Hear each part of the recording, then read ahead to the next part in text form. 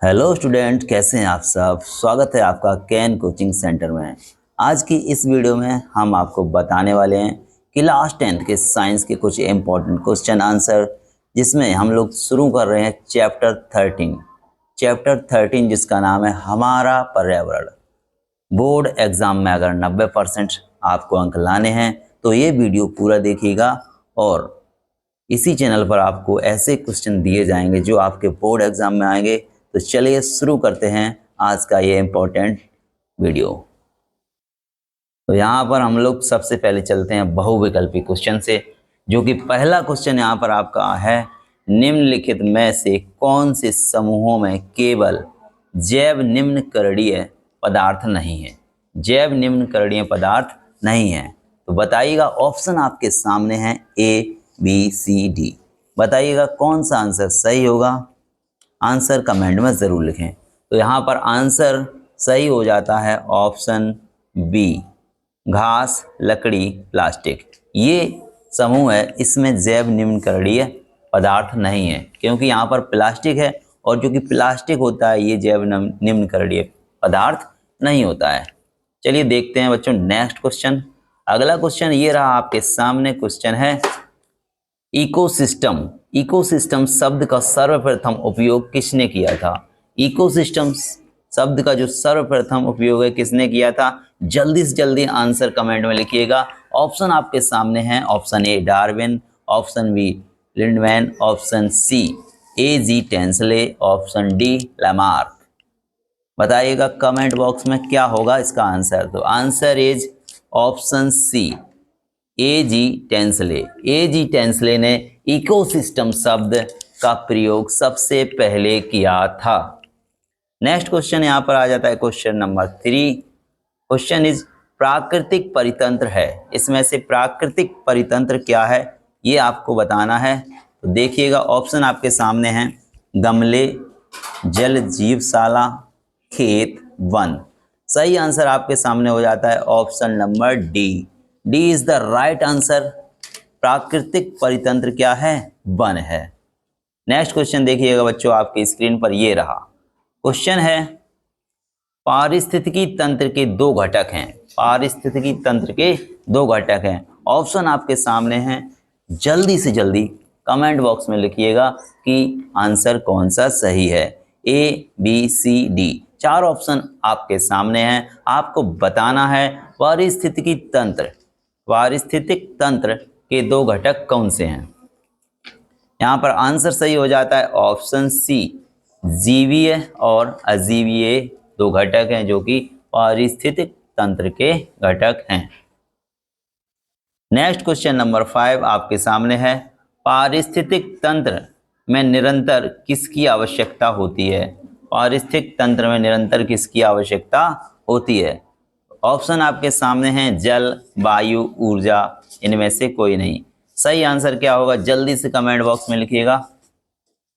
सही आंसर यहाँ पर हो जाता है option C is the right answer, ऊर्जा। पारिस्थितिक तंत्र में निरंतर किसकी आवश्यकता होती है, तो बच्चों यहाँ पर ऊर्जा की आवश्यकता होती है। नेक्स्ट क्वेश्चन देखिएगा। Question is 6 number question. पारिस्थितिक तंत्र और सौर ऊर्जा का उपयोग कौन करते हैं। पारिस्थितिक तंत्र और सौर ऊर्जा का उपयोग कौन करते हैं। ऑप्शन आपके सामने हैं। सही आंसर जल्दी से कमेंट में लिखिएगा। यहाँ पर बच्चों सही आंसर हो जाता है ऑप्शन ए, उत्पादक। उत्पादक जो होते हैं पारिस्थितिक तंत्र और सौर ऊर्जा का उपयोग करते हैं। नेक्स्ट क्वेश्चन आपके सामने ये रहा। Question number 7। निम्न में से कौन एक पारितंत्र में उत्पादक का उदाहरण है। तो बताइएगा, शेर, हिरण, हरे पौधे, वर्षा। तो यहाँ पर आंसर सही होगा हरे पौधे। हरे पौधे परितंत्र का उदाहरण होता है। नेक्स्ट क्वेश्चन आपके सामने क्वेश्चन नंबर 8। क्वेश्चन है प्राकृतिक पारिस्थितिक तंत्र के अपघटकों में सम्मिलित है। प्राकृतिक पारिस्थितिक तंत्र के अपघटकों में सम्मिलित है, तो इसका आंसर सही हो जाएगा option number A. Option number A, केवल जीवाणु और कवक। जीवाणु और कवक ये होते हैं प्राकृतिक पारिस्थितिक तंत्र के अपघटक। नेक्स्ट क्वेश्चन आपके सामने ये रहा, क्वेश्चन नंबर 9। आहार श्रृंखला में उत्पादक होते हैं। आहार श्रृंखला में कौन उत्पादक होते हैं बताइएगा। ऑप्शन है चूहा, बिल्ली, खरगोश, हरे पौधे एवं नील हरित शैवाल। बताइएगा। आहार श्रृंखला में उत्पादक होते हैं, आहार श्रृंखला में उत्पादक होते हैं। इसका सही आंसर हो जाता है ऑप्शन नंबर डी, हरे पौधे और नील हरित शैवाल। नेक्स्ट क्वेश्चन ये रहा, पादप कितने प्रतिशत सौर ऊर्जा और खाद्य ऊर्जा में परिवर्तित करते हैं। फिर से सुनिएगा क्वेश्चन को।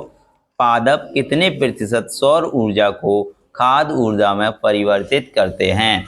तो आंसर यहाँ पर हो जाता है option number D is the right answer, 1%। पादप जो होते हैं 1% सौर ऊर्जा को खाद्य ऊर्जा में परिवर्तित करते हैं।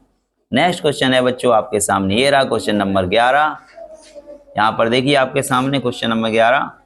एक आहार श्रृंखला में तीसरे पोषी स्तर पर हमेशा कौन रहता है। एक आहार श्रृंखला में तीसरे पोषी स्तर पर हमेशा कौन रहता है। ऑप्शन आपके सामने हैं मांसाहारी, शाकाहारी, अपघटक, उत्पादक। बताइएगा सही आंसर कौन सा होगा, जल्दी से जल्दी कमेंट कीजिएगा। यहाँ पर बच्चों सही आंसर आपके सामने है ऑप्शन ए, मांसाहारी प्राणी आहार श्रृंखला के तीसरे पोषी स्तर पर होते हैं। Next question, question number 12। निम्नलिखित में से कौन आहार श्रृंखला का निर्माण करते हैं। बताइएगा। ऑप्शन आपके सामने, जल्दी से जल्दी कमेंट कीजिएगा। आहार श्रृंखला का निर्माण कौन करते हैं। सही आंसर आपके सामने हो जाएगा option B. Option B is the right answer, घास, बकरी तथा मानव। क्योंकि घास बकरी खाती है और बकरी को इंसान खाता है, तो ये है एक आहार श्रृंखला। अब चलिए चलते हैं नेक्स्ट क्वेश्चन पे। तो ये रहा आपके सामने next question, question number 13 number question है। निचले स्तर से ऊंचे स्तर पर ऊर्जा का प्रभाव क्रम घटता है, इसे समझाया जा सकता है। कैसे समझाया जा सकता है बताइएगा। निचले स्तर से ऊंचे स्तर पर ऊर्जा प्रभाव क्रम घटता है, इसे कैसे समझाया जा सकता है।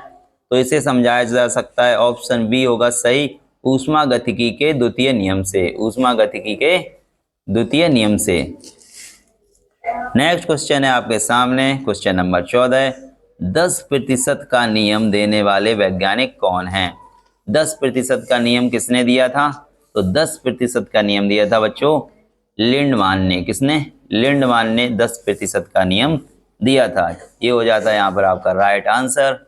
नेक्स्ट क्वेश्चन है क्वेश्चन नंबर 15। देखिएगा क्या है क्वेश्चन।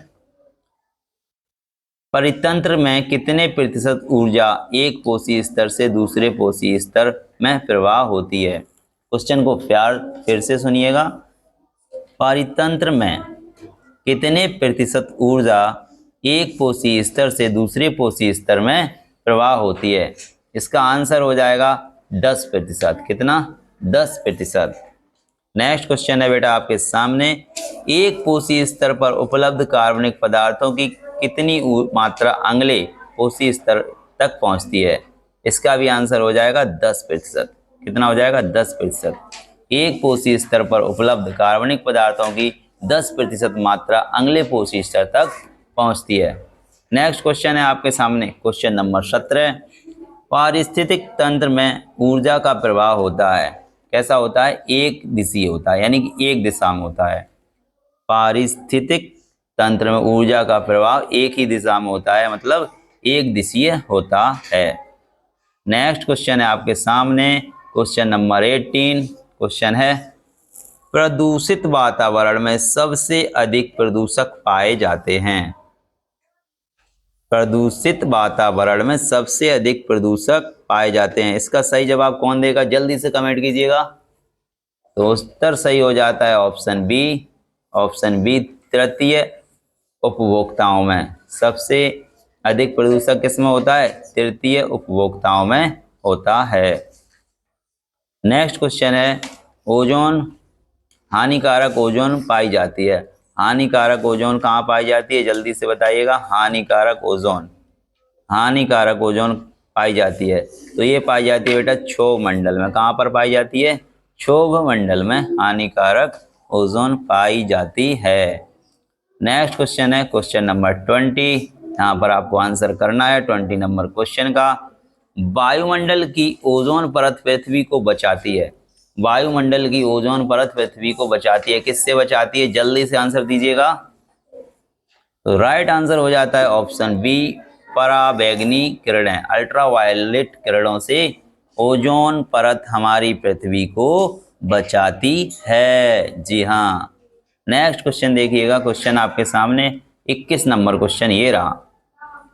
ओजोन परत का क्षरण निम्न में से किस कारण होता है। जो ओजोन परत है उसका क्षरण यानी कि उसको नुकसान किसकी वजह से होता है।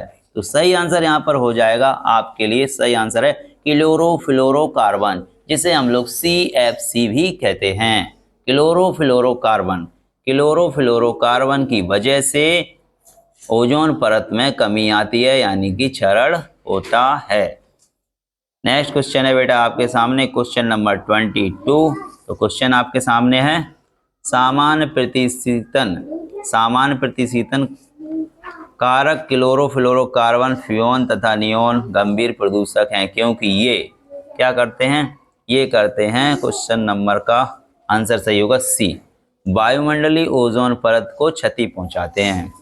क्लोरोफ्लोरोकार्बन, फ्रियोन और नियोन ये क्या हैं, ये गंभीर प्रदूषक हैं। क्यों, क्योंकि ये ओजोन परत को क्षति पहुंचाते हैं, ओजोन परत को नुकसान पहुंचाते हैं। नेक्स्ट क्वेश्चन है आपके सामने क्वेश्चन नंबर 23। ओजोन परत पतली या नष्ट हुई है, कहाँ पर हुई है, इसका आंसर हो जाएगा अंटार्कटिका में। कहाँ पर हुई है, ओजोन परत पतली हो गई है या नष्ट हो गई है, कहाँ पर, अंटार्कटिका में। नेक्स्ट क्वेश्चन आपके सामने ये रहा क्वेश्चन नंबर 24। देखिएगा क्या है क्वेश्चन नंबर 24, ध्यान से और इसका आंसर कीजिएगा।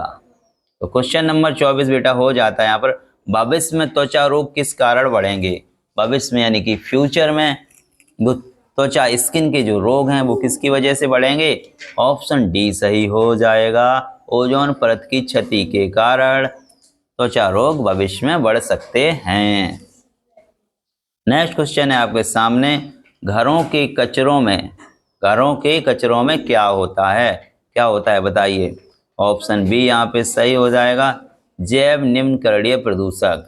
घर का जो कचरा होता है उसमें जैव निम्नकरणीय प्रदूषक होता है। नेक्स्ट क्वेश्चन आपके सामने है क्वेश्चन नंबर